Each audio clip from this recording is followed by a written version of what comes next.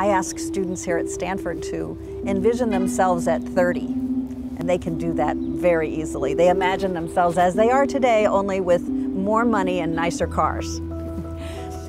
Then I ask them to imagine themselves at 40, and it gets to be a little hazy, but they now have children. You go to 50 and 60, hazy, hazy, hazier, and you get to 70 or 80, and there's no image at all. They can't envision themselves. They can't picture themselves at that point in life.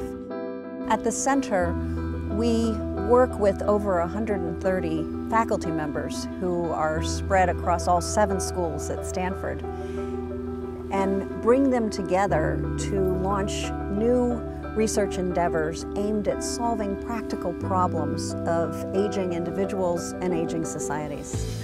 We decided to work on a project where we could actually present young participants with vivid, realistic images of themselves when they were at retirement age to see if that could impact long-term decision making. We use graphic software to build an avatar that is a representation of a person to really make her face in virtual reality look just like her face in the physical world.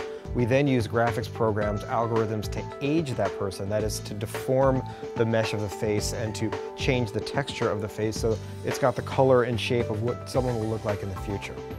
Our participants come into the lab and we put the head-mounted display on their heads. And in the virtual world and in our research experiment, participants see a virtual mirror in front of them. And they spend a few minutes getting acquainted with that person who's staring right back at them in the mirror. And after a little while, after they've spent that time doing this exercise, we take the goggles off of their head and have them go through several questionnaires, some of which relate to financial decision making.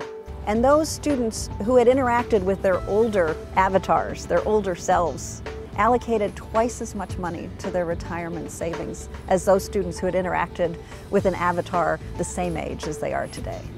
We're facing a crisis right now where young people are not putting enough money into retirement savings, and if we can give them some visceral sense of what it's going to be like when they're older, we can inspire them to save more money now.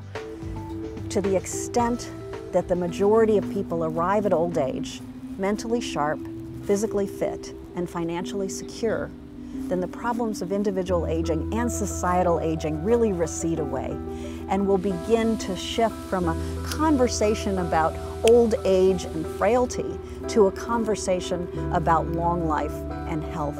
And that's a much more interesting conversation to have.